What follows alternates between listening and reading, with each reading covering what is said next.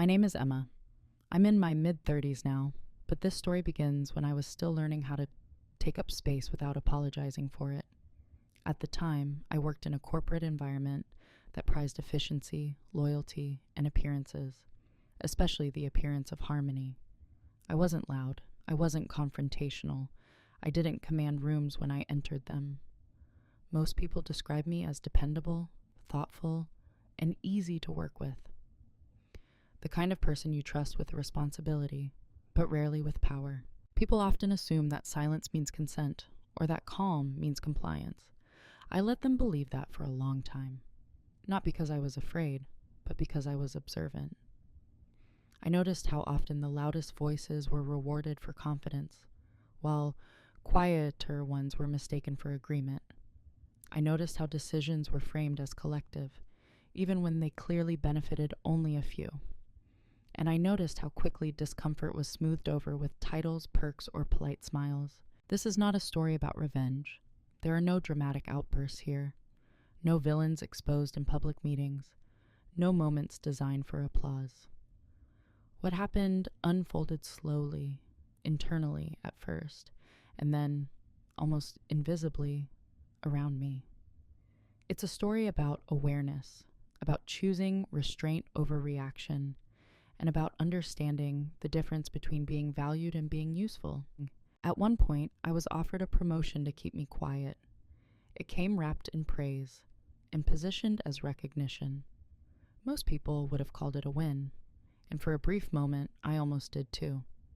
But there was something about the timing, the wording, the sudden generosity that made me pause. Later, I would understand why. The raise was cheaper than the truth. What you'll hear over the next hour or so is an honest account of how I moved from being underestimated to being unignorable, without raising my voice, without burning bridges, and without becoming someone I didn't respect. This story is about emotional justice, not emotional release. About what happens when you stop explaining yourself and start documenting instead. If you're expecting drama, you might be disappointed. If you're looking for clarity, patience, and the quiet power of self-trust, you might recognize parts of yourself here. I'm sharing this not to settle scores, but because I know how isolating it can feel to sense that something is wrong while everyone else insists everything is fine. So before we begin, let me ask you something gently. Have you ever felt rewarded for your silence and wondered what it was really costing you? To them, I was reliable in the way furniture is reliable. I was the person who remembered deadlines without reminders, who filled in gaps without being asked, who stayed late when timelines slipped and never made a show of it. I wasn't invisible in the sense that people forgot my name. They knew exactly who I was. They just didn't see me as someone whose perspective altered outcomes. In meetings, my presence was acknowledged with a nod, sometimes a smile. My suggestions were often met with silence. Not disagreement, just a kind of pause that moved on without friction. 5 minutes later, someone else would say something remarkably similar, and the room would warm to it. Heads would lift, pens would move. That idea would suddenly have weight. I used to wonder if I imagined that pattern. I replayed conversations in my head, checking my tone, my timing, my wording. Maybe I hadn't been clear enough. Maybe I hadn't sounded confident enough. Maybe I should have spoken sooner, louder, sharper. Those were the explanations I offered myself, because they were easier than admitting something more uncomfortable, that I had been assigned a role without my consent. At work, I was known as steady. That word came up often in performance reviews. Steady, consistent, dependable, never visionary, never bold, never disruptive. I was praised for smoothing things over, for being flexible, for handling complexity without escalating. I wore those compliments like badges of maturity. I told myself this was what professionalism looked like. What no one said out loud, but everyone behaved as if it were true, was that my steadiness made me safe. Safe to overlook, safe to lean on, safe to keep exactly where I was. I didn't push back. Not because I lacked ambition, but because I was still learning the difference between patience and postponement. I believed that good work spoke for itself, that consistency accumulated, that eventually someone would notice the pattern and connect it to leadership potential. Instead, the pattern was noticed and quietly exploited. I became the person new hires were assigned to shadow, the person executives trusted with sensitive follow-ups, but not strategic decisions. The person who knew how things really worked, yet somehow was never in the room when those things were decided. I was looped in after the fact, asked to implement, to explain, to clean up. There's a specific kind of invisibility that comes from being competent. You're not ignored because you're failing.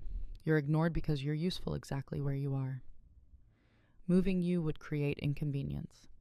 Promoting you would create a gap no one wanted to fill. I didn't resent my colleagues. Most of them were decent, busy, operating inside incentives they hadn't designed. I didn't resent my managers either, not yet. They spoke warmly of me. They trusted me. They just didn't challenge the assumptions they'd formed early on, that I preferred stability, that I wasn't interested in power, that I was comfortable supporting rather than leading. And I let those assumptions stand. Outside of work, people describe me similarly. Calm, thoughtful, the listener in the room, the one who asked questions instead of taking the floor. I had learned early in life that attention was conditional, that being agreeable kept things smooth. Silence had once been a form of safety. Over time, it became a habit, but habits have consequences. There were moments, small, sharp ones, when I felt the mismatch between how I was perceived and what I carried internally. When I saw inefficiencies that no one else named. When I anticipated problems months in advance. When I watched decisions being made without data that I knew existed. Because I was the one maintaining it. Each time I told myself, later. Later I'll speak up. Later I'll make my case. Later, when the timing is right. Later became a holding pattern. From the outside, my career looked stable, even enviable.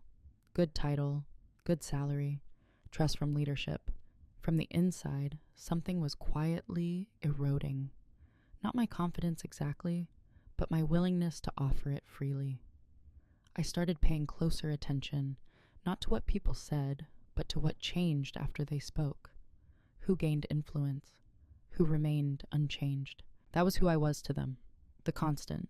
The background assurance that things would keep running. At the time, I still believed that constancy would eventually be rewarded with visibility.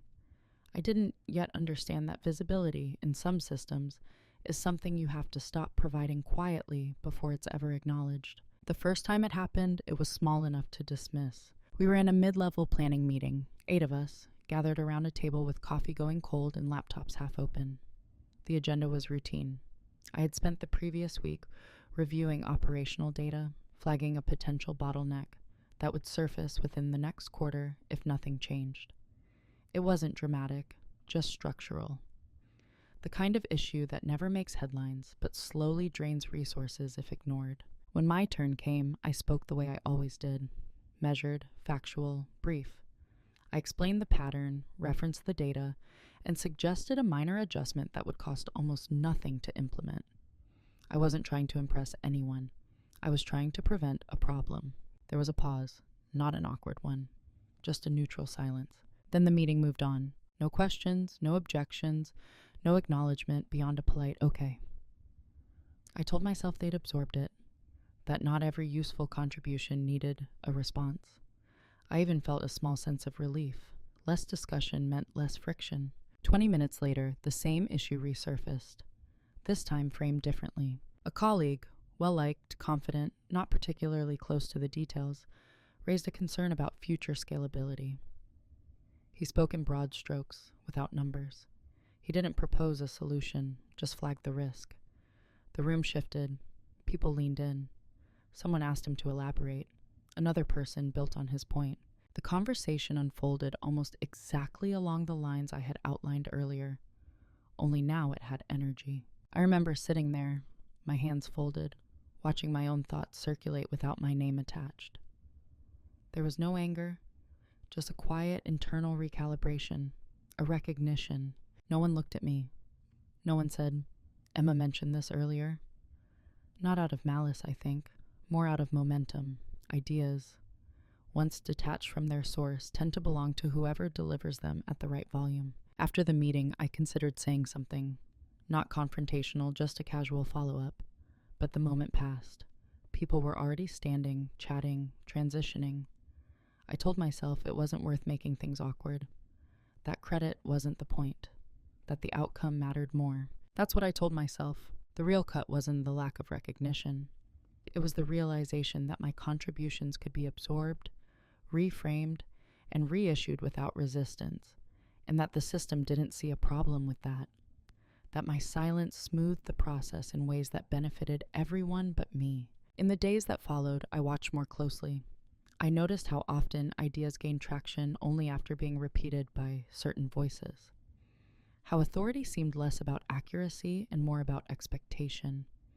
I noticed how often I was asked to provide background, context, or clarification after decisions were already leaning in a particular direction.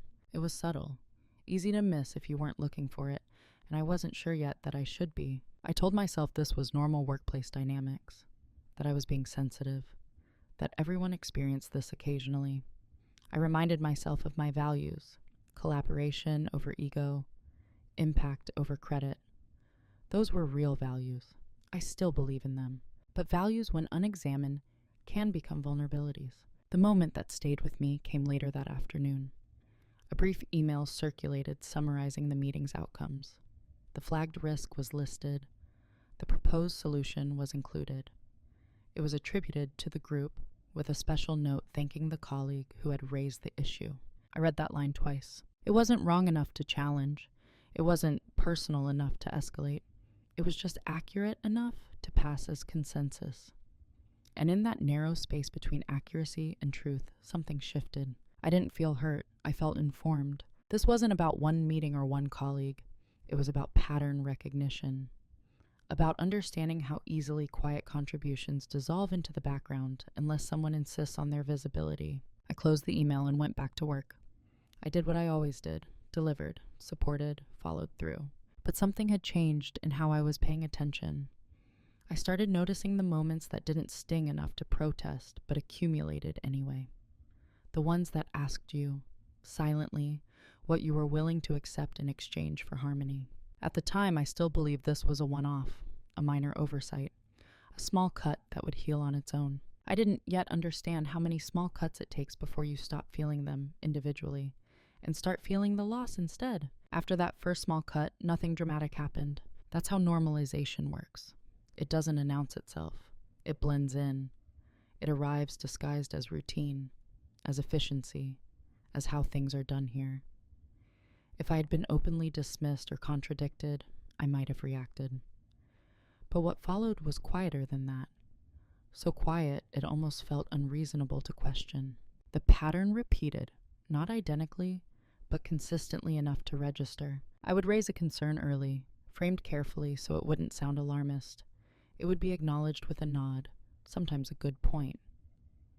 Then it would disappear into the meeting notes, only to re-emerge later, repackaged, usually after a deadline had passed or a consequence had surfaced. At that stage, urgency made it legitimate. At that stage, someone else became its voice. I began to understand that timing mattered more than accuracy. That being early meant being ignorable. Being late meant being necessary. So I adjusted, or at least I told myself I was being strategic. I spoke less in meetings. When I did, I kept it high level. I waited to see where the room was leaning before adding anything. I told myself this was maturity. Reading the room, choosing battles, conserving energy.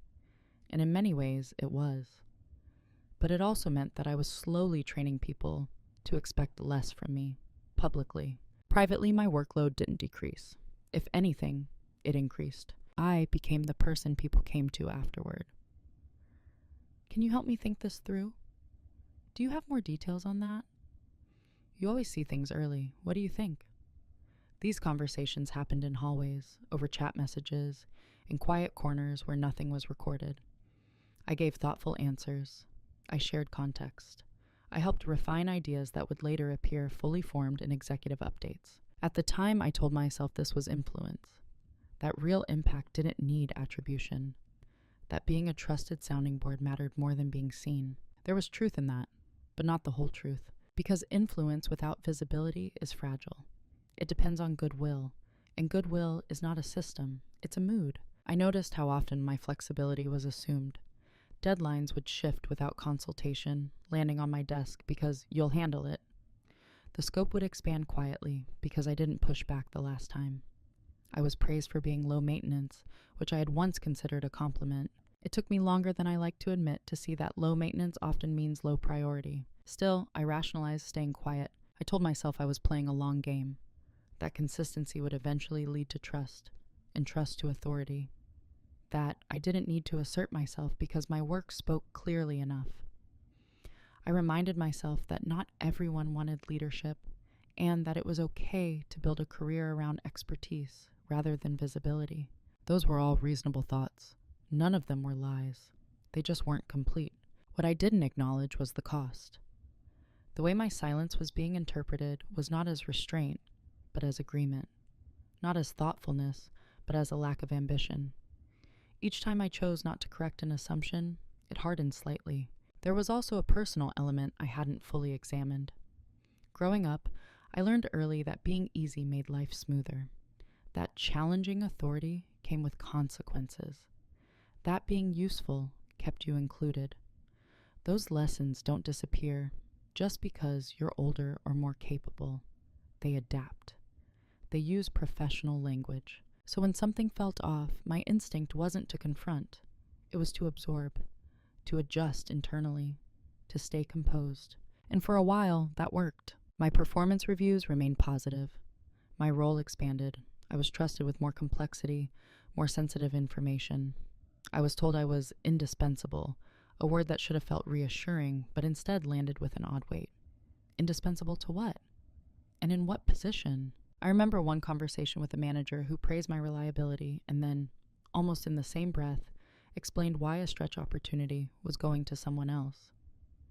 "They're just more vocal about wanting it," he said kindly, as if desire were something you demonstrated by volume. I nodded. I thanked him for the feedback.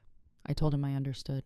And in that moment, I made a choice, not consciously but reflexively, to keep my discomfort private, to normalize it, to treat it as the price of being respected for my work, if not my voice. It wasn't until later that I realized how dangerous that normalization was, how easily it trains you to accept conditions you would never advise someone else to tolerate, how quietly it erodes your sense of what is reasonable. At the time, though, I still believed I was being patient, strategic, professional.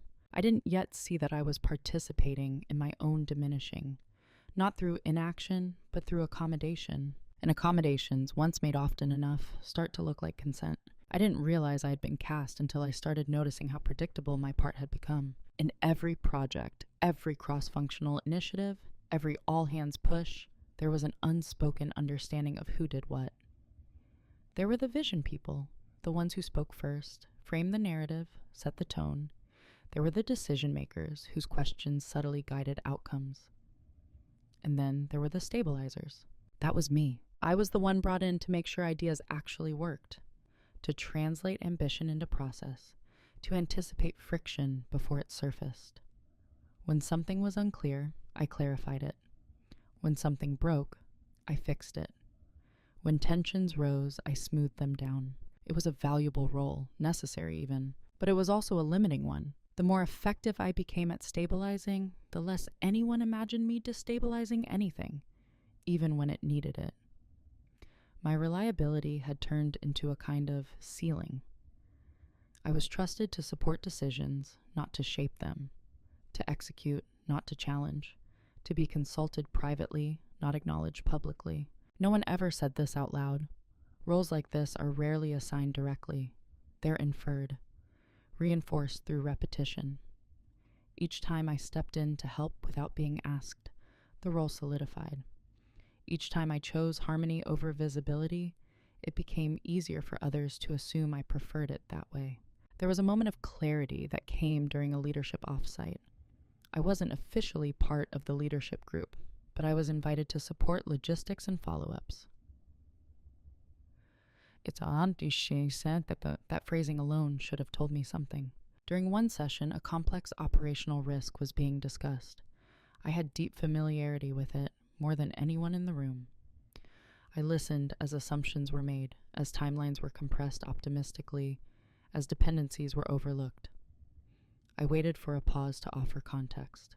It never came. Instead, the conversation moved toward consensus, built on incomplete understanding. I could have interrupted. I could have asked for a moment. I didn't. I watched the decision settle, knowing exactly how it would play out months later. Afterward, one of the leaders pulled me aside. "We're so glad you were there," she said. "You always make sure things don't fall apart." It was meant as a compliment. I smiled. I thanked her. And inside, something hardened, not into resentment, but into clarity. I wasn't being overlooked by accident. I was being positioned by function. I had become the insurance policy, not the architect. The person you rely on when things go wrong, but rarely the one you ask to imagine what could go right differently. Once I saw it, I couldn't unsee it. Every interaction seemed to reinforce the same expectation. When I raised concerns, they were treated as implementation details, not strategic considerations. When I expressed interest in growth, it was interpreted as wanting more of the same but bigger, more responsibility, not more authority. And I played along, partly because I was good at it, partly because challenging the role would have required friction I wasn't yet ready to introduce. There's a strange comfort in being needed, in being the one people depend on. It can feel like security, but need is not the same as respect.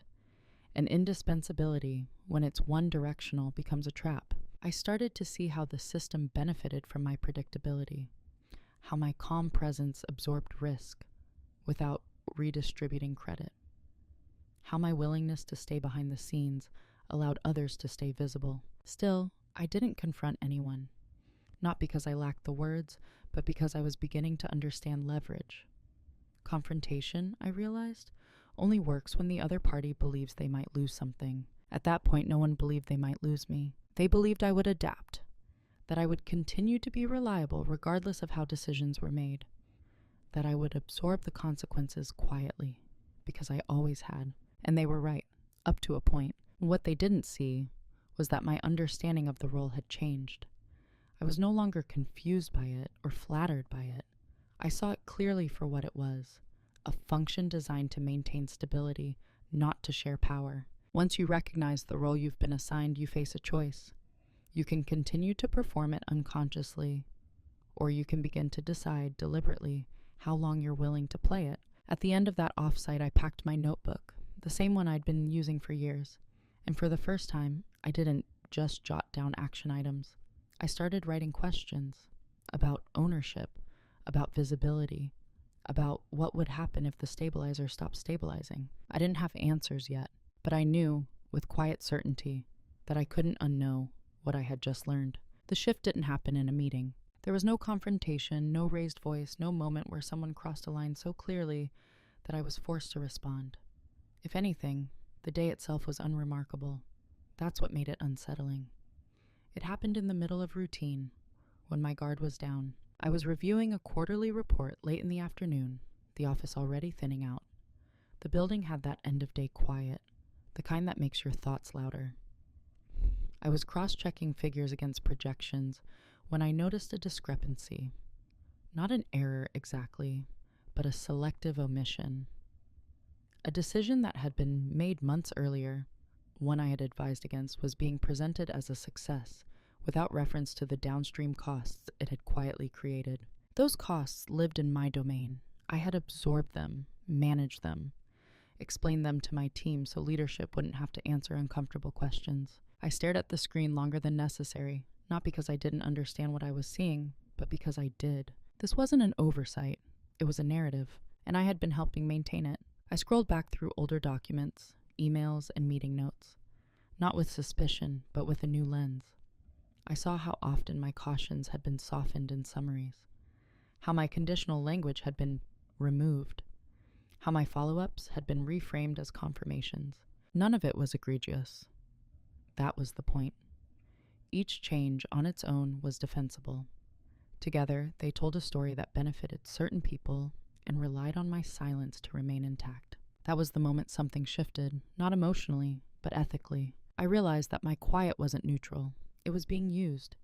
My restraint wasn't just protecting relationships. It was protecting a version of events that wasn't fully honest. And by continuing to play my role without question, I was complicit. I closed the report and leaned back in my chair. I didn't feel angry. I felt clear. Clarity is different from outrage.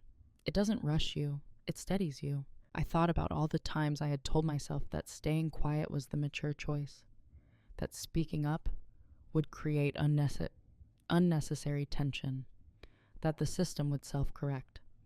And I understood, finally, that systems don't correct themselves. They respond to incentives. My silence had been an incentive, not to mistreat me necessarily, but to continue operating without full accountability. I went for a walk before heading home, letting the city noise pull me out of my head. As I walked, I asked myself a simple question. What would change if I stopped smoothing things over? The answer wasn't dramatic. There would be confusion, discomfort, delays, questions that hadn't been asked before. But there would also be accuracy, and maybe finally, alignment between responsibility and authority. That night, I didn't draft an email. I didn't plan a conversation. I didn't rehearse anything. I did something much quieter. I opened my notebook and began writing, not observations, but facts, dates, decisions, who had said what and when, what I had recommended, and how it had been implemented instead. I didn't editorialize. I didn't assign blame. I just recorded. It felt almost boring, methodical.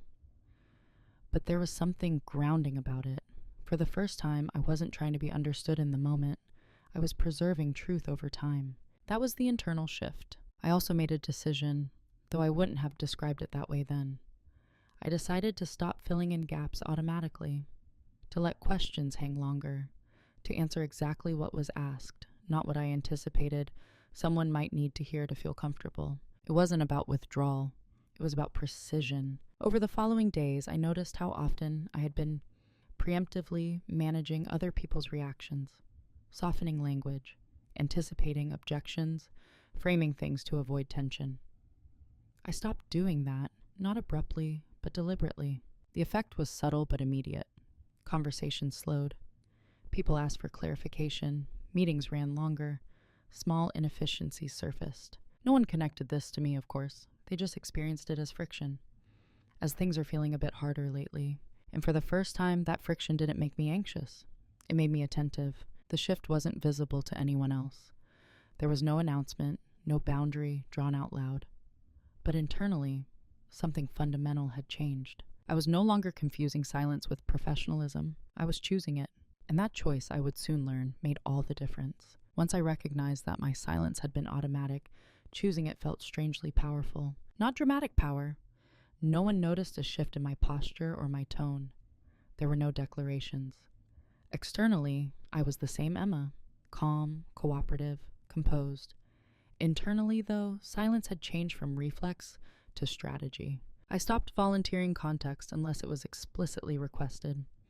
I answered questions fully, but narrowly. If someone asked for confirmation, I confirmed, without adding the caveats I used to include to protect outcomes. If a plan was incomplete, I let its incompleteness exist in the open, instead of quietly compensating for it behind the scenes.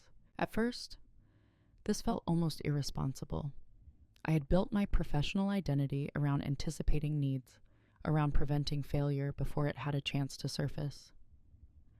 Letting things wobble, even slightly, went against every instinct I had developed. But wobble is not collapse, and allowing others to experience the natural consequences of their assumptions was not sabotage. It was accurate. People began to mistake my restraint for disengagement. "Everything okay?" someone asked in passing, noticing that I hadn't chimed in during a meeting where I normally would have. I smiled and said yes. And it was true. I was more okay than I had been in a long time. Others interpreted my quiet as agreement. That wasn't new. What was new was that I no longer rushed to correct that interpretation. I let the record speak later, because now there was a record. My notebook filled steadily, not with opinions, but with sequences. If a decision was made without my input, I noted it. If my recommendation was overridden, I documented both versions. If I were asked to implement something I hadn't endorsed, I would confirm instructions in writing. Nothing I did was confrontational. It was procedural, professional, almost invisible. That invisibility worked in my favor. The people around me were used to my presence as a stabilizing force. They assumed that if I didn't object, things were fine. They didn't notice that I had stopped cushioning outcomes. They didn't realize that the margin for error they had grown accustomed to was gone. Small things started slipping. A timeline was missed because a dependency hadn't been clarified early enough. A resource constraint became visible because I hadn't quietly reallocated effort to cover it. A stakeholder asked a question that, in the past, I would have anticipated and answered preemptively. None of these were crises, but together, they created a sense of unease. Meetings began to include more follow-up questions. Emails grew longer. People asked for clarity more often. The system, deprived of its silent shock absorber, had to adjust. And still, no one blamed me. Why would they? From their perspective, I was doing exactly what I had always done, responding when asked, delivering what was requested, maintaining composure. The difference was what I no longer did, and absences are harder to accuse than actions. I was careful not to let this turn into resentment. That would have shown. Strategy fueled by bitterness always leaks. Instead, I treated this period like an experiment. What happens if I let reality present itself without translation? What happened was revealing. People began to speak more cautiously in my presence, not because they feared me, but because they were no longer sure I would catch them if they fell. Authority without a safety net behaves differently. At the same time, I felt a subtle shift in how I saw myself. I wasn't waiting to be noticed anymore. I wasn't hoping someone would connect the dots and reward me for restraint. I was observing how value actually moved through the organization, what was protected, what was exposed, and why. That observation sharpened my patience. I didn't rush to act on what I was learning. I didn't announce boundaries. I let patterns emerge fully so I could understand them without distortion. Silence, when chosen, creates space. Space to listen more accurately. Space to see where accountability truly lived. Space to decide what kind of outcome I wanted. Not emotionally, but structurally. There was also a personal reckoning in this phase. I had to confront how much of my self-worth had been tied to being needed, to be the one who made things work. Letting go of that identity felt like stepping into unfamiliar territory, but it also felt honest. I wasn't disappearing. I was repositioning, and while others interpreted my quiet as compliance or fatigue, I knew better. I was conserving energy, information, options, because silence, when it's no longer automatic, stops being a void. It becomes leverage. What they never noticed was how much time I spent watching, not watching people in a suspicious way, but watching systems, how information moved, where it stalled, who it protected, and who it exposed. When you stop performing, you gain bandwidth, and with that bandwidth, I began to see the architecture beneath the culture. I noticed which decisions were documented thoroughly and which were left intentionally vague. Which approvals required email trails and which were handled in quiet conversations that left no trace. I noticed how often urgency was used to bypass review and how frequently that urgency originated from the same few sources. I also noticed how often I was looped in after decisions had been made, not because my input was needed, but because my follow-through was. That distinction mattered. So I started preparing, not for confrontation, but for clarity. I organized my notes, I cross-referenced dates, I saved versions of documents that showed how language had evolved between draft and final. I created a private timeline, not to assign blame, but to understand the sequence, cause and effect, decision and consequence. None of this felt dramatic. It felt like research. At the same time, I began learning in ways that had nothing to do with my current role. I took a quiet interest in governance structures and how accountability was distributed legally and financially within the organization. I read policy documents I had previously skimmed. I paid attention to what was emphasized during compliance training and what was glossed over. I also observed people more carefully, not their personalities, but their incentives. Who needed things to remain ambiguous? Who benefited from speed over accuracy? Who was insulated from outcomes? And who absorbed them? What surprised me most was how little attention anyone paid to me during this phase. My calmness worked like camouflage. I wasn't emotional. I wasn't vocal. I wasn't disruptive. I didn't signal dissatisfaction. So no one imagined I was reevaluating anything. They assumed, as they always had, that I was aligned. That assumption gave me freedom. I asked questions that sounded operational but weren't. Can you clarify when this was approved? Who owns this risk now? Which version should I be referencing? Each question was reasonable on its own. Together, they mapped responsibility. I also began to limit my availability in subtle ways, not refusing work, just creating space, delaying responses slightly, asking for prioritization instead of absorbing everything. This forced decisions that had previously been avoided. It made trade-offs visible. Again, nothing I did was overt. That was important. Overt action invites scrutiny before understanding is complete. I wanted the full picture before anyone realized I was drawing one. Internally, something else was happening. The emotional weight I had been carrying, of being overlooked, of feeling responsible for outcomes I didn't control, began to lift. Not because things had improved, but because I had stopped personalizing structural issues. This wasn't about my worth, it was about alignment. And the more I documented, the clearer it became that alignment was missing in critical areas. Authority and accountability were misaligned. Decisions were being made by people who wouldn't feel the consequences. And those consequences were being managed quietly by people like me. That realization didn't make me angry. It made me precise. I knew now that if I ever spoke up, it couldn't be emotional. It would have to be factual, grounded, supported by record. Anything less would be dismissed as opinion. So I kept preparing. Weeks passed, then months. During that time, I was offered praise, new responsibilities, and even subtle signals of trust. Nothing changed structurally, but the surface narrative remained positive. That too was information. They believed the system was stable. They didn't see the quiet accumulation happening beneath it. What they also never noticed was how my sense of loyalty was changing. Not disappearing, refining. Loyalty, I realized, doesn't mean protecting a system from truth.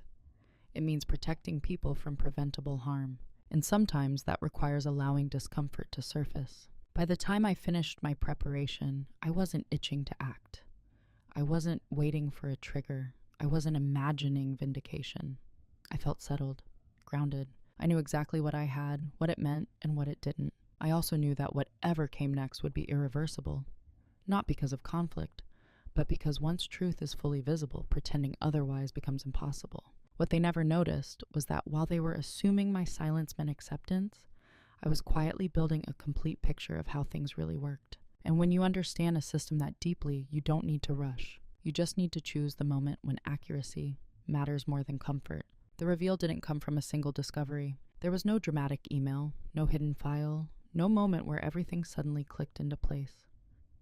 What emerged instead was something quieter and far more unsettling. A complete, coherent picture formed from pieces that had always been visible, just never assembled. It happened one evening as I was reviewing my notes at home. Not out of urgency, out of habit. I had begun doing this weekly, the way some people tidy their desk before Monday. I spread documents across my dining table, aligning timelines, matching decisions to outcomes. And for the first time, I saw it clearly. There was a pattern in how risk was transferred. Certain leaders made decisions quickly, publicly, with confidence. Those decisions created downstream complexity, operational strain, compliance exposure, and financial inefficiencies. That complexity was then absorbed quietly by a small group of people, myself included, who were trusted to handle it, not to question it, not to escalate it, just to make it work. On paper, accountability sat at the top. In practice, responsibility flowed downward. What made this a reveal wasn't that the system was imperfect. All systems are. It was that the imperfection was being obscured deliberately, not through lies, but through omission, through selective framing, through reliance on people like me to maintain coherence between the story and reality. And then I noticed something else. There were moments, documented ones, where my recommendations had not only been ignored, but later reversed quietly, when consequences became unavoidable. The reversals were attributed to new information, even when that information had been available all along. My original cautions were nowhere in the record. That mattered, because it meant that the narrative of competence at the top depended in part on the invisibility of dissent below. I didn't feel triumphant realizing this. I felt sober. Leverage isn't exciting when you understand its weight. It comes with responsibility, with choices that don't have clean edges. What I had wasn't a scandal. It wasn't proof of wrongdoing. It was something more subtle and more powerful. A documented misalignment between authority, accountability, and truth. And I was central to it, not as a perpetrator, but as a stabilizer. The private reveal was recognizing that I was holding more than insight. I was holding risk that had been diffused into my role without being named. Risk that, if surfaced, would require redistribution. I sat with that realization for a long time. What would happen if I did nothing? The system would continue, promotions would happen, narratives would solidify, the costs would remain buried in operational layers, absorbed by people trained not to complain. What would happen if I really spoke with documentation and clarity? There would be discomfort, defensiveness, possibly consequences I couldn't fully predict. The question wasn't what was fair. It was what was accurate. I also understood something else in that moment. Why the promotion would come later. Why had the praise had increased? Why had my workload grown while my authority hadn't? It wasn't malicious. It was economical. Keeping me content was cheaper than restructuring accountability. Titles cost less than truth. Raising costs less than changing. I hadn't been silenced yet, but I could see how it would happen. And that awareness gave me an unexpected calm. Because once you understand the mechanism, you stop taking it personally. You stop hoping it will fix itself. You stop waiting to be seen. You start deciding. I didn't rush to expose anything. That wasn't the point. The point was clarity. Knowing, without doubt, what I held and what it meant. I also checked myself carefully during this phase. I asked whether the ego was involved, whether I wanted recognition, whether part of me wanted to be proven right. The answer surprised me. What I wanted was alignment between what was said and what was done, between who decided and who carried the weight, between responsibility and authority. That's not revenge, that's governance. The private reveal ended one illusion permanently, that my silence was neutral. I could see now that whether I acted or not, I was already part of the system's outcome. The only remaining question was how consciously I wanted to participate. By the end of that week, I closed my notebook with a sense of finality I hadn't felt before. Not urgency, not fear. Readiness. I didn't know exactly when I would act, but I knew that when I did, it wouldn't be loud.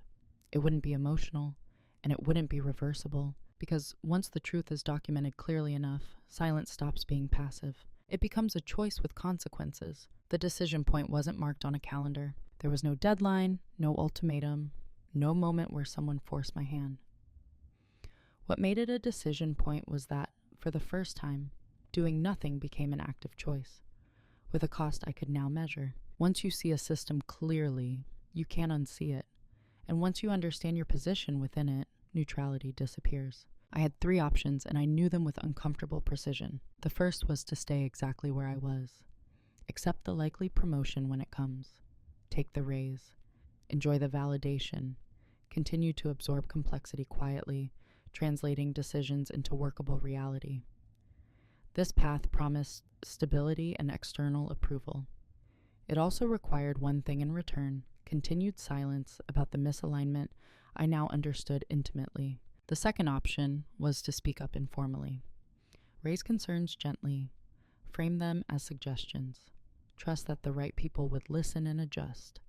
This was the most tempting option because it felt reasonable and familiar. It also had the highest likelihood of going nowhere. I had already tried versions of this. The system had shown me how it handled soft truth. It rounded off the edges and kept moving. The third option was irreversible. It involved clarity without cushioning, documentation without apology, allowing the truth to exist in its full, unsoftened form, without theatrics, but without protection either.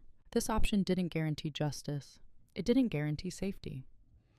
What it guaranteed was accuracy. I sat with these options longer than I expected, not because I was afraid, but because I respected the weight of what I was considering.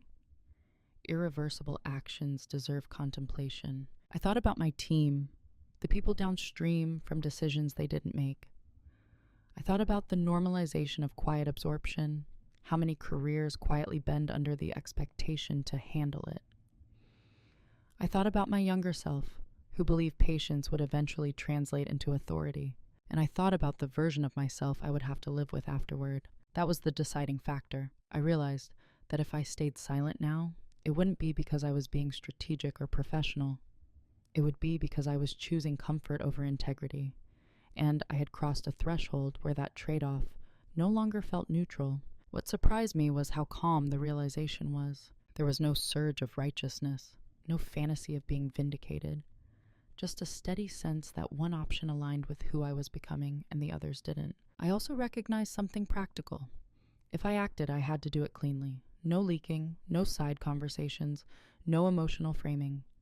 Anything less would undermine the very clarity I was trying to preserve. So I prepared one final time. I reviewed my documentation not to strengthen it, but to ensure it was fair. I removed anything speculative, anything that could be interpreted as a motive rather than a fact. What remained was stark and simple, a sequence of decisions, their documented rationales, and their measurable consequences. I didn't add commentary. The truth didn't need help. The moment of decision came quietly, one morning before work. I was making coffee, standing in my kitchen, watching the light shift across the counter. And I knew, not emotionally, but cognitively, that I was done weighing options. I chose the irreversible one, not because I wanted to expose anyone, not because I wanted recognition, but because I could no longer justify protecting a narrative that required my invisibility to function. Choosing accuracy over comfort changes something fundamental. It doesn't make you brave in the dramatic sense. It makes you settled. The internal debate ends. That day, I didn't feel nervous. I felt resolved. I went to work as usual. I spoke to people normally. I didn't hint at anything. I didn't withdraw. Outwardly, nothing had changed. Internally, everything had. Because once a decision is made at that level, quietly, deliberately, action becomes procedural, not emotional, just a matter of sequence.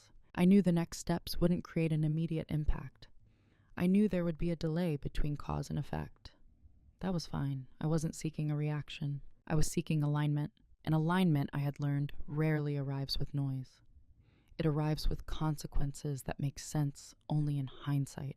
Once the decision was made, everything became procedural. That's the part people misunderstand when they imagine moments like this. They expect adrenaline, secrecy, and urgency. What I felt instead was calm, almost administrative. When emotion leaves the equation, you stop rushing, you stop posturing, you simply move in the correct order. I didn't announce anything. I didn't warn anyone. I didn't prepare people emotionally for what was coming. Preparation is often just another form of control.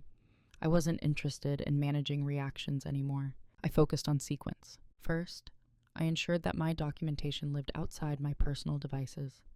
Secure, time-stamped, complete. Then I clarified my own boundaries. Quietly. I stopped absorbing responsibility that wasn't formally mine. If a decision came without context, I asked for it in writing. If a risk was being transferred, I confirmed ownership explicitly. None of this raised alarms. It looked like a process improvement. Professional diligence, the kind of behavior organizations claim to want. Second, I adjusted my financial and legal posture. Not dramatically, just prudently. I reviewed my contract. I refreshed my understanding of whistleblower protections, not because I intended to accuse anyone, but because accuracy deserves safeguards. I spoke to no one at work about this. I didn't need validation. I needed clarity. Third, I slowed down. Not my output, my reactions. When questions came, I responded thoughtfully, without filling in blanks. When assumptions were made, I let them sit until someone realized they needed confirmation. When meetings ended without resolution, I documented exactly that. This wasn't withdrawal, it was alignment. What surprised me was how little anyone noticed. The system had grown so accustomed to my quiet buffering that it took time to register its absence. Like removing a stabilizer from machinery that still runs, for a while. I continued delivering exactly what was asked of me. No more, no less. That distinction mattered. In the past, I had blurred the line between responsibility and initiative. Now, I respect it. If something wasn't mine to decide, I didn't decide it. If something wasn't mine to fix, I didn't fix it silently. The effect was subtle but cumulative. Delays appeared where none had before. Questions circled back up instead of being quietly resolved below. Decisions required clarification that they previously bypassed. Still, no one connected this to me. Why would they? From the outside, I looked compliant, focused, professional. I wasn't emotional. I wasn't resistant. I wasn't asking for recognition. I was just precise. There was a moment midway through this phase when I was called into a meeting to streamline communication. The tone was friendly, curious. They wanted to know if anything was slowing things down on my end. I listened, I nodded, I answered honestly. I explained that I was aligning more closely with formal processes. I wanted to ensure decisions were clearly owned and documented before execution. That it reduced risk. No one argued with that. You can't argue with accuracy without revealing discomfort with it. After that meeting, nothing changed outwardly, but something shifted underneath. I could feel it in the questions people asked me afterward, more cautious, more specific. The system was adapting, slowly realizing that its assumptions no longer held. I didn't enjoy this phase, but I respected it. Moving in silence isn't about secrecy. It's about resisting the urge to be understood prematurely. If I had explained what I was doing, it would have invited negotiation, dilution, compromise framed as collaboration. I wasn't interested in compromise anymore, not at the level of truth. So I stayed quiet, not passively, deliberately. I let documentation accumulate. I let responsibility clarify itself through absence. I let the system reveal how much it relied on unspoken labor.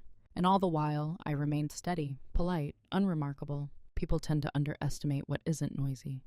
They mistake calm for stasis. They assume that if someone isn't reacting, nothing is happening. That assumption is comforting. It's also dangerous, because by the time consequences begin to surface, the movement that caused them is already complete. The consequences didn't announce themselves either. They arrived the way most real consequences do, quietly, unevenly, and without a clear source. At first, it felt like friction in the air, a slight change in tone, a hesitation where there used to be confidence. A project stalled unexpectedly, not because of a failure, but because no one could agree on who made the next decision. In the past, I would have bridged that gap instinctively, pulling threads together, translating intent into action. This time, I waited. Emails went back and forth. Meetings were scheduled, then rescheduled. Clarifying questions surfaced, questions that should have been asked months earlier. Nothing was wrong exactly. Things were just slower. People began to feel it before they understood it. I noticed it in the way colleagues spoke during meetings. Less certainty, more qualifying language. I think, instead of we know, possibly, instead of definitely. Authority without its quiet support system loses its smoothness. Then came the first visible miss. A timeline slipped far enough that a senior stakeholder noticed. Not catastrophically, just enough to prompt questions. The kind of questions that make people review notes, retrace steps, and realize how much had been assumed rather than confirmed. I was asked for context. I provided it, calmly, precisely, with references. No commentary? No. I warned you. Just sequence. I could see the shift happen in real time, the moment when people realized that the information they needed had always existed, but had been carried by someone who no longer volunteered it. Confusion followed. Don't panic yet, just mild disorientation. Meetings grew more cautious. Agendas expanded. People began asking for documentation that had previously been optional. The system was trying to stabilize itself without knowing what it had lost. What struck me most was that no one accused me of anything. Instead, they grew tentative around me. I wasn't defensive. I wasn't evasive. I was helpful in a way that felt different, less interpretive, more literal. And that literalness made gaps impossible to ignore. Another consequence surfaced in performance metrics. Numbers that had always looked acceptable began to tell a different story when viewed without contextual smoothing. A cost that had been absorbed quietly appeared as a variance. A risk that had been managed informally showed up as an exposure. Leadership meetings became more frequent. I wasn't in those rooms, but I could feel their ripple effects, requests for clarification, follow-ups that hadn't been needed before. A subtle urgency is creeping into otherwise familiar workflows. Still, no one connected it to a single cause. That's the thing about systems that rely on invisible labor. When that labor becomes visible by its absence, the effect feels systemic, not personal. People began to express frustration, but not anger. "Things feel harder lately," someone said in passing. "We're missing something," another remarked. They were right. What they were missing wasn't effort. It wasn't commitment. It was the quiet translation layer that had been operating without credit for years. And now that layer was gone. I remained observant, not vindicated. This wasn't satisfying in the way people imagine consequences to be. It was sobering. Watching people struggle with uncertainty I had once shielded them from wasn't gratifying. It was instructive. I also noticed something else. How quickly discomfort travels upward when it can't be absorbed below. Questions that had once stopped at my level began escalating. Decisions were revisited. Rationales were requested. People who had been comfortable with ambiguity suddenly wanted clarity. The organization wasn't unraveling. It was recalibrating. And recalibration is uncomfortable. Through all of this, I stayed consistent. I answered what was asked. I documented what occurred. I didn't fill the silences. I didn't rush resolutions. My calm became conspicuous. At some point, someone joked, lightly, that I had gone very by the book lately. I smiled. That was accurate. The book just hadn't mattered much before. The consequences were no longer theoretical. They were operational, measurable, inconvenient, and still, no one had named the truth. Not yet. But I could feel it approaching, the moment when the system would have to decide whether to adapt honestly or attempt a shortcut. That moment I knew would reveal everything. The shift from confusion to urgency happened faster than I expected. Once discomfort reaches the right level, people stop asking what's happening and start asking how to make it stop. That's when the tone changes. Meetings become tighter. Language becomes softer. Concern starts to masquerade as care. I was invited into a conversation that felt different from the others. The calendar description was vague. Check-in. The participants were carefully chosen. The atmosphere, when I entered the room, was polite in a way that signaled something underneath. They told me they valued me, that my work was appreciated, that the organization was going through a complex phase. They asked if I was feeling supported, if there was anything I needed. I listened, I nodded. I answered honestly but minimally. What they were really asking, though they didn't say it, was whether I could help smooth things over again, whether I could resume absorbing complexity quietly, whether I could restore the comfort they had grown used to. That's when the offer appeared, not bluntly, not all at once. It was framed as recognition, a new title, expanded scope, a compensation adjustment, all positioned as overdue acknowledgement of my contributions. I was offered a promotion to keep me quiet. No one said those words. They didn't have to. The timing said everything. The offer didn't come with increased authority over decisions, just more responsibility for outcomes. More visibility, but still downstream.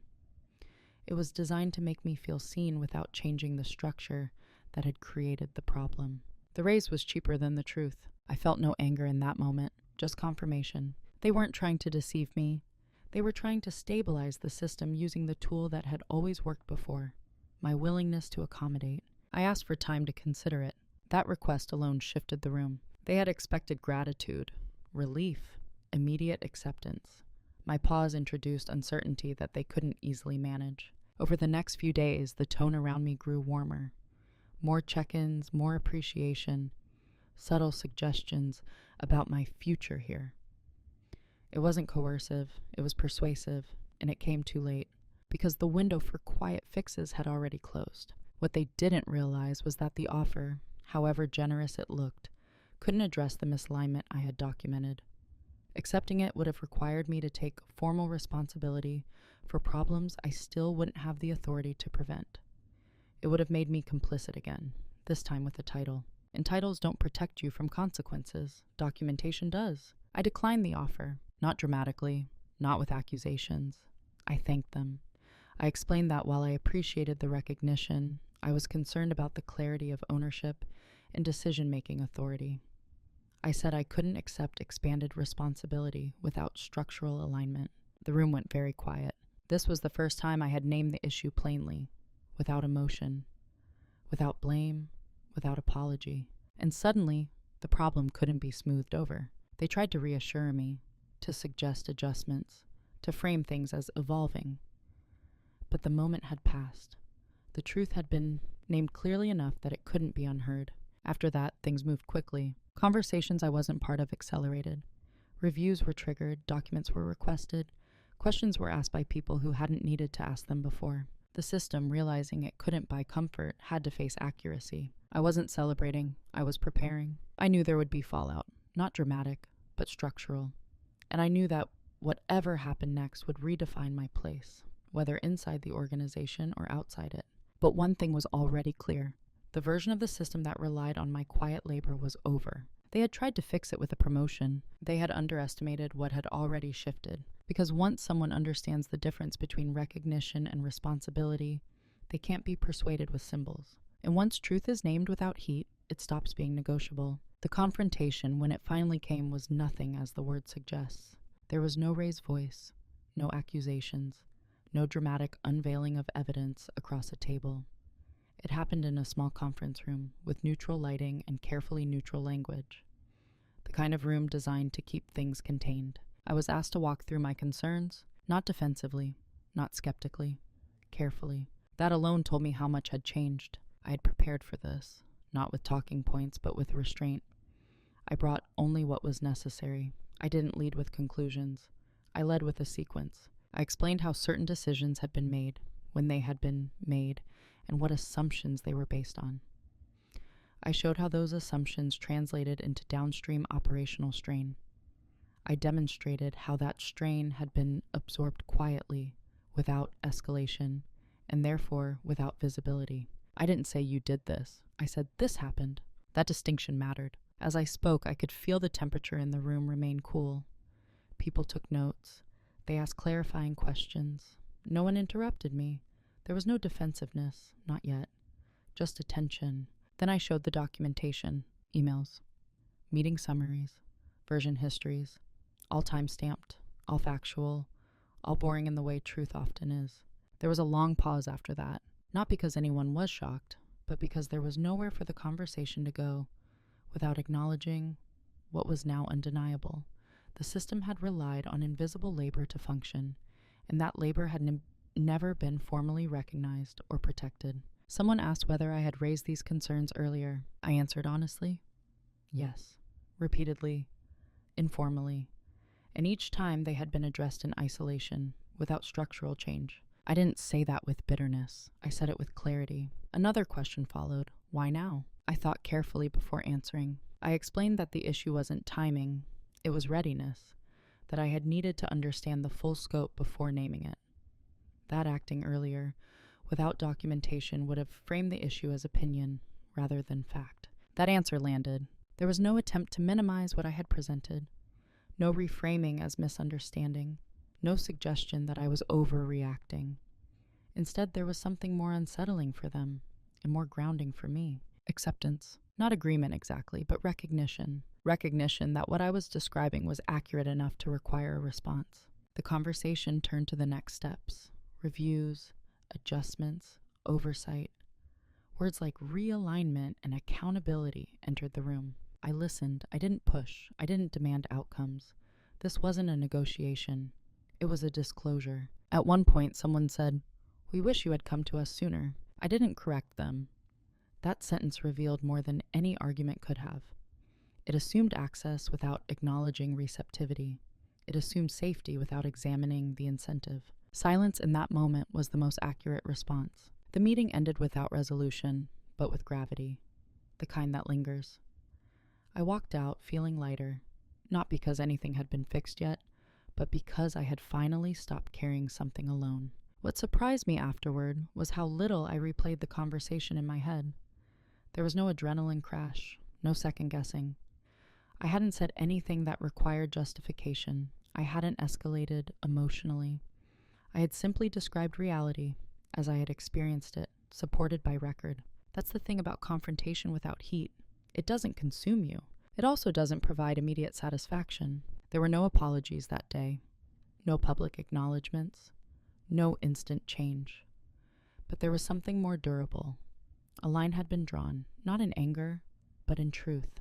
And truth, once articulated calmly, has a way of reorganizing power without theatrics. I didn't know yet what the outcome would be, whether I would stay or leave, whether the system would adapt or resist. But I knew one thing with certainty. I had spoken in a way that aligned with who I was, without compromising my values, without needing to dominate the room, without turning pain into performance. The confrontation had happened, and it hadn't required me to raise my voice. After the confrontation, there was a strange quiet, not the kind that feels tense or unresolved, but the kind that follows when something fundamental has shifted and everyone is recalibrating. Processes were reviewed, roles were examined, conversations I wasn't part of were clearly happening. I could feel the organization turning inward, trying to understand itself. My role, however, was no longer ambiguous. I wasn't treated cautiously, I wasn't sidelined, I wasn't suddenly elevated either. Instead, I was engaged with a new seriousness. Questions came with context. Decisions came with clearer ownership. When something wasn't ready, it was acknowledged rather than disguised. That alone told me everything I needed to know. I didn't stay much longer after that.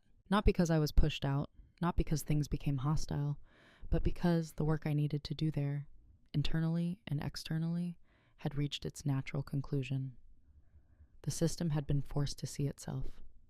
Whether it would change sustainably was no longer my responsibility. Leaving was quiet, intentional, on my terms. There was no dramatic exit, no manifesto, no final email outlining lessons learned. I transitioned my responsibilities carefully. I documented thoroughly. I made sure the people downstream from me weren't left holding uncertainty, and then I stepped away. What surprised me most in the months that followed wasn't relief. It was clarity. Without the constant background noise of managing misalignment, I could finally hear my own thinking again. I realized how much energy I had spent translating, buffering, absorbing, how little of that labor had been visible, even to me. Who I am now is not louder. I'm still calm, still thoughtful, still deliberate, but I no longer confuse restraint with smallness. I don't offer silence automatically. I don't trade clarity for comfort. I ask different questions now, early, plainly, and without apology. I also choose environments differently. I look for systems where authority and responsibility travel together, where disagreement isn't treated as disruption, but as data, where recognition isn't used as currency to buy compliance. And when I don't find those systems, I don't try to fix them quietly from within. I decide whether they deserve my labor at all. There's no bitterness in that, just discernment. People sometimes ask whether I regret not speaking up sooner. The honest answer is no. Not because earlier silence was ideal, but because it taught me how power actually works. It taught me patience without passivity, observation without self-erasure. It also taught me that justice doesn't always look like victory. Sometimes it looks like alignment, internal first, external later. I'm no longer interested in being indispensable. Indispensability is a trap disguised as security. I'm interested in being respected in ways that are structural, not symbolic. That respect shows up differently, in clear boundaries, in shared accountability, in the freedom to say no without penalty. I still carry my notebook, though its purpose has changed.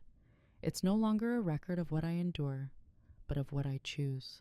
Ideas, reflections, plans that belong fully to me. Who I am now is someone who understands that quiet dominance isn't about control over others. It's about control over your participation, your energy, your truth. I didn't become harder. I became clearer. And clarity, once earned, is not something you give up easily. There's a temptation, when a story like this ends, to look for a winner, to ask who lost, who paid the price, who finally got what they deserved. But that framing misses the point. This was never a story about defeating anyone. It was about exiting a pattern with my integrity intact. What I learned, slowly and without drama, is that silence is not inherently virtuous. It only appears that way in systems that benefit from it. Silence can be wisdom, restraint, patience, but it can also be labor. invisible, uncompensated, and quietly expected. For a long time, I believed that if I stayed calm enough, useful enough, reasonable enough, things would eventually align on their own. That truth would surface naturally. That good intentions would be recognized without needing translation. They weren't, not because people were cruel, but because systems don't run on intention.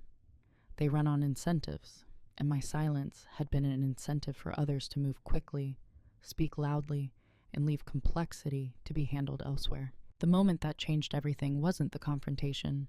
It wasn't the offer. It wasn't even the documentation. It was the internal decision to stop protecting a narrative that required my erasure to stay intact. That's the moral center of this story. Not revenge, not exposure, responsibility. Responsibility to myself, first. To live in alignment with what I knew to be true. Responsibility to others, second. To stop absorbing consequences that belonged elsewhere. Responsibility to truth, not as a weapon, but as a stabilizing force. Quiet dominance doesn't look impressive from the outside. It doesn't trend well.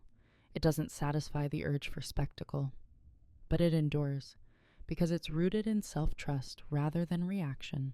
If there's a takeaway here, it's this. Being rewarded for silence is not the same as being respected. And when a system offers you comfort in exchange for clarity, it's worth asking what that comfort is really buying. I don't tell this story to encourage confrontation. Most situations don't require it. I tell it to remind you that you're allowed to pause, to document, to wait until you understand the full picture before you speak, or decide not to. You don't owe anyone your quiet just because it makes things easier, and you don't need to burn anything down to step out of a role that no longer fits. Sometimes the most powerful move is simply to stop carrying what was never yours. Before we end, I'd like to ask you something, not rhetorically, but genuinely. Have you ever been rewarded for staying quiet, and only later realized what that reward was really costing you? If this story resonated, I'd love to hear your experience in the comments.